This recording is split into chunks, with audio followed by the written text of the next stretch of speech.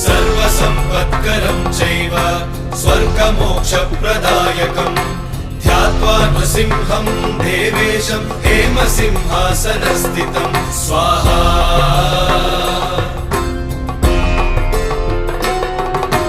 विवृत्तास्यं त्रिनयनं शरदिन्दुसमप्रभं लक्ष्म्यालिङ्गितवामाङ्गं विभूतिभिरुपाश्रितं स्वाहा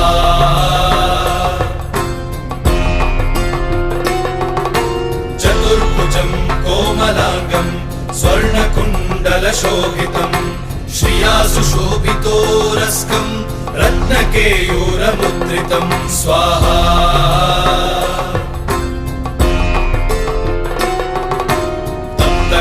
तप्तकाञ्चनसङ्काशं पीतनिर्मलवाससं इन्द्रादिसुरमौलिष्टस्फुरन्माणिक्यम्